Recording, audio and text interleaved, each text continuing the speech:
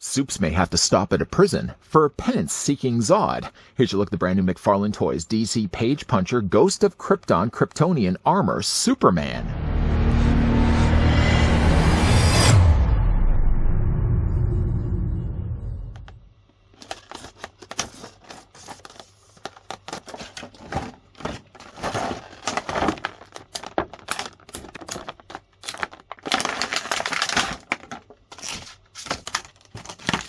Haunted by the vision of a spectral General Zod seeking salvation, Superman embarks on a perilous journey into the Phantom Zone, where a Kal-El discovers an army of deadly Brainiac drones. Superman soon learns that Val-Zod, the Superman of Earth 2, has also been lured into the zone by ghosts from his past. Although powerless in the Phantom Zone, the Men of Steel, donning protective Kryptonian armor suits, vow to vanquish Brainiac and the menacing mechanical army. Goes to show that sometimes even the Man of Steel needs more steel. Just before, of course, we get a closer look at the armored Kryptonian suit Superman from the Ghosts of Krypton. I'd like to thank the folks over at McFarlane Toys that did provide this sample we could have a look at.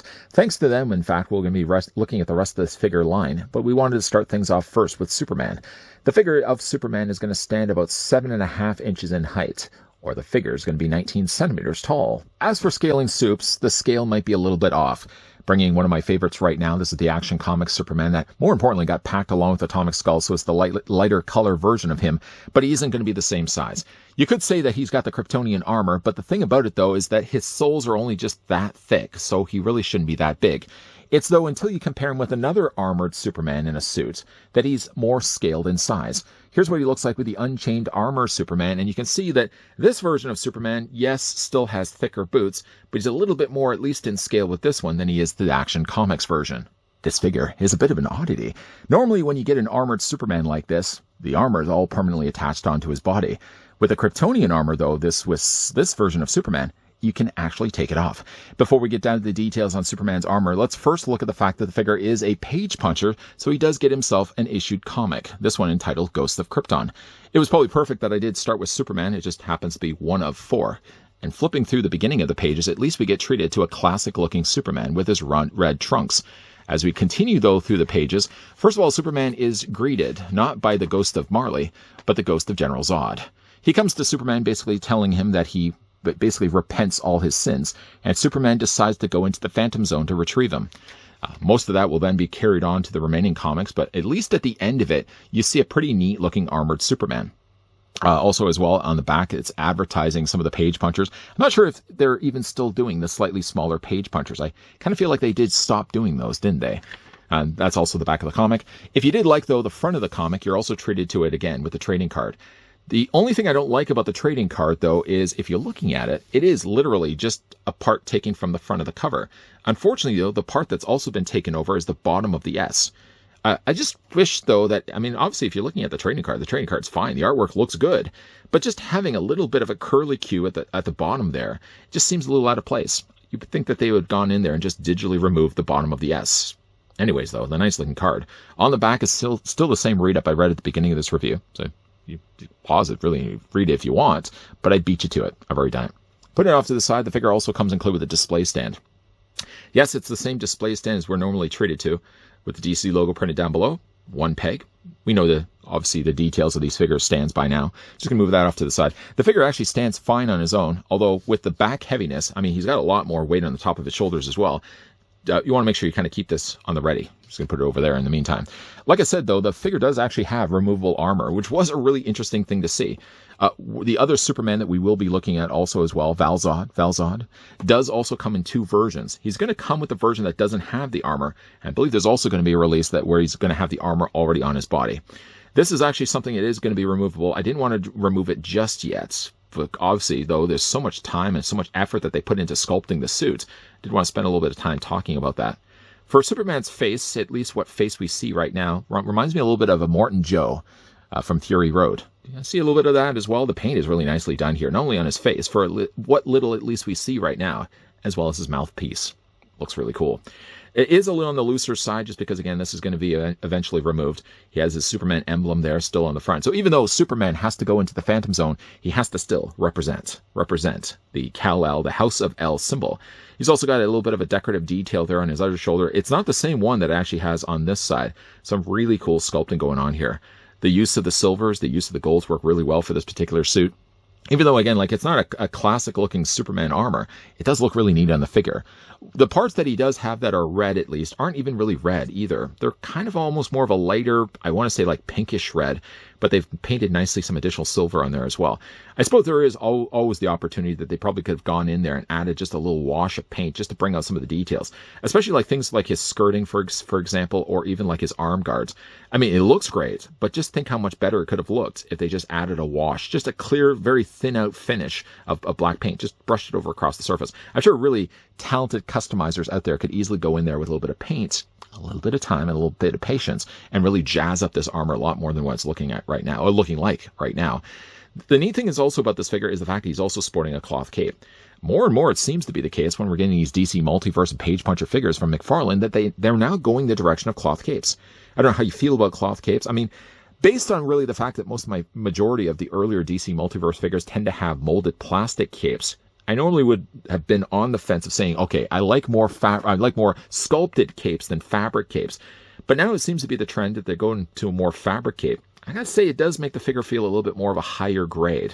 Am I the only one that thinks that? You can let me know down below. The material that they use by the cape, though, isn't as elastic-like as normal capes would be. It's actually a decent quality of fabric that they end up using. And when it's attached, it's not attached actually to the armor. It's attached to his shoulders underneath the armor. With the way the figure is right now, he still retains decent levels of articulation, although things like his head, for example, is going to be a little bit more limited. His arms still manage to move out. You can move them forward and back. The figure does have still bicep swivel and still a double hinge on the elbow. The things that you can't really get as much access to is like his hands, for example. Now, again, these are going to be sliding off in a second, as well as his torso armor here. But he still has pretty decent levels of articulation. Upper torso ball joint, lower torso ball joint, all the stuff that normally goes along with DC Multiverse figures. The legs go forward, the legs go back. Figure does have a double hinge on the knee. And then he does have your standard level of articulation here, an ankle pivot back and forth, and you can also move it up and down as well. And yes, in case you're curious, the figure does have toe articulation, although it's a little harder to kind of get in there and move his feet. Okay, so if you wanted to start to dismantle Superman here, the first thing you really would want to do is remove the head. It's a little harder to do because just there's so much going on around him. Unfortunately, though, you have to kind of really remove the head, just because in order to get everything off of him, this has to basically slide over his body. So the head is the only thing that's really getting in the way. You're going to have to remove that first. Stepping back for a second to actually get the head removed, I found it was actually easier if you pull it off from the back. Sort of just use the leverage of the front face to kind of pry the peg off. You're going to remove the ball joint, of course, there, and then from there, you can just, I'm just going to put the figure down here for a second. We're going to remove his faceplate. You can also take that off, and you get a pretty good-looking Superman underneath. Now, while we're not going to put the head on just yet, the other thing we're going to want to obviously address is the fact that you can take the entire torso piece off. It's not, again, attached at all by the cape. So the cape is still something that's going to stay behind, and that basically just detaches completely. I mean, these side shoulder pieces are only attached by ball joints, which is one thing I actually forgot to mention when we were talking about the articulation on the figure, that this actually is on ball joints too, so you can move these around. Taking the armor piece off from the top of his torso, we can then really go back and retrieve Superman's head. We're going to pop it back in place. Now, again, I've done this only once, but in both times that I was doing this, I ended up having to heat the head in hot water because it was really hard to get that back in place. Taking my own advice, I ended up heating it back up again just so I could easily pop the head back onto the neck. With Superman's head back onto his neck, let's go ahead and now address his gauntlets. The gauntlets, you would assume you'd have to remove it by the wrists, but they made it a lot easier. If you look at the side of the gauntlet, here's the interior of it, by the way, you only need to detach it. They're attached actually by pegs.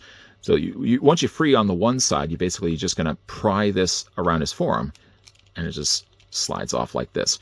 While I do really like the look of Superman's armor underneath, what it basically then leaves me behind is all these extra pieces that are just ultimately just going to be going back into a bag somewhere. We'll do the exact same thing on this side. We're just going to detach the peg. I found, if anything, the hardest thing was just remembering which side was the peg, but I think it's the closest to the cape. You're just going to unpeg it that way and slide it off of his forearm. For his skirt, you'll spin the figure around, and the skirt is attached here and here. So you're just going to remove it on one side, remove it on the other. The skirting for his armor is the easiest to remove, and just going to remove that completely. His legs work somewhat the same way as his gauntlets. So if you look at the back, these will detach. And again, you want to make sure you figure out which side goes first. just detach it. I think it's actually the outside. Is it the outside? It maybe is the outside here. There we go. It was the inside. Just detach that, and then you're going to remove the entire calf piece. And then we'll do it on this side as well. So just, again, get that cape out of the way. Just going to remove it. The only thing, unfortunately, by removing all these pieces, it's a little bit more obvious with the skirting, is that it leaves behind, just remove this, a little bit more stubborn. One thing, unfortunately, though, is does leave behind these notable slots on the back of his body. I mean, obviously, the cape is going to be covering over that anyway, so you're never really going to be able to see it. And that's what Superman looks like with the armor now all removed. Again, I've got now all these extra pieces that just will ultimately go back in the bag. Val Zod, again, we are getting a standalone release of him that's essentially going to be using a very similar body here as Superman. And then when we look at him, we're going to be bringing back in Superman for comparisons. He is also going to be getting an armored version. So I wonder if we are going to be getting just a Superman in a standalone looking like this without all the extra pieces over top of it. From his body, it kind of looks a little bit like New 52 Superman, which I was a big fan of. The higher notable collar here on Superman's body, not to mention all the additional armor detailing that he has. Yes, there probably could have been opportunities that they probably could have gone in there and washed a little bit more just to bring the details out a bit. But being that Superman's body, at least his armor suit here, primarily is blue, I think by adding anything over top of that would probably make it a little bit more muddier. He has a slight variation of his Superman shield here, where it now has all these little tab pieces on the side. It's not removable, by the way. And he also has a very New 52 Superman looking belt area there as well. The only thing that he's actually absent in is a little bit of red down below in his boots. But, I mean, again, if you really wanted to, I suppose you probably could go in there and paint it. I'm fine just to leave it really as the blue. It looks really good. I like also the choice of blue that they decided to go with here with Superman. The red, I don't know if I would say works as well with the blue, especially with the color of his cape. I feel like it probably could be a little bit darker than what it actually is. But the cape, again, is attached here on this side and this side here. And again, it's a really good quality cape that he has. For the articulation, obviously, we're not going to run through that now because the figure is going to retain all the same levels of articulation. At the very most, he would have even more motions in his body just because now he doesn't have the cumbersome armor in the way. All in all, though, it's a nice looking Superman. Even if the armor wasn't removable, I think the armor on the suit does look good on him, that I don't feel like I would be disappointed by it. The added kind of surprise to that was the fact that you could actually take the pieces off. I don't think it was actually even advertised anywhere on the packaging, but then looking at the things that were on Superman, I started to kind of flick and move things around, and I thought after a while, hey, wait a minute, his mouthpiece does seem loose, as well as the top of his shoulders. I started again to kind of move things around and eventually found out that all the pieces were coming off, and again, a really pleasant surprise. Because generally, again, when you get Superman in armor, the armor is something that's permanently molded to his body. This time around, McFarlane and his team decided to do something a little bit more clever by making the armor pieces removable, and I think that was a really nice touch for the figure. Believe me, it's not lost on me that my love for this figure might have something to do with the fact that the suit looks very similar to New 52. The higher collar, not to mention the color of blue that they went with, are all very much things you would check off when you think of New 52 Superman. The only thing that's missing, though, is the Superman emblem on the back of his cape, which really, if you are displaying the figure anyways with his armor, you would never really see. The thing I really like about the armor, obviously, is the fact it's removable. I mean, if you want to commit to the idea of having the armor always on Superman, it does, though, limit a little bit of movement for him, but he still has some decent levels of posability. He's just, though, a lot more posable when he starts to shed some of that armor. The armor underneath looks to be very similar to the one we're getting with Val Zod, so when we do eventually look at that figure, I will be bringing back in this Superman so you guys can see the differences between the two. The head sculpt for what we saw originally from Superman with the mouth plate on does, yes, look a little like a Morton Joe, but once the face guard is off, I think it's a decent head sculpt for what we got with Superman as well. He doesn't have, obviously, any interchangeable hands, so he's always going to have closed fists. I mean, obviously, a lot of the cost of producing this went into the armor that was removable, so I can excuse the fact he doesn't really have any other accessories than his armor, than his trading card, and, of course, the included comic, which just, again, happens to be issue 1 of 4, with the remaining issues we will be looking at in the upcoming reviews. What do you guys think of the figure? Let me know down below in the comments section. And if you do decide to pick this figure up for yourself, do you plan on displaying it with the armor on, or do you just decide you want to display it as I've got it displayed right now in the rotisserie with the armor all off? Big thank you once again to the folks over at McFarlane Toys that did provide this sample of the brand new Page Puncher's Ghost of Krypton Kryptonian Armor Superman that we had the chance to have a look at in this review. If you guys did enjoy this video, I want to throw it a like. If you guys are loving the content you guys are seeing and you're on board to see the remaining reviews of Ghosts of Krypton Superman figures, definitely make sure you're coming back here on a regular basis. If you also want to check out other things I've looked at from McFarlane Toys, well, hey, you're in luck. Popping up at the very end of this video, everybody, there'll be playlists. One for McFarlane toys, one, hey, maybe for even Superman. So feel free to check those out if you have a little bit of time on those hands of yours. As always, guys, thanks for watching. See you guys next time.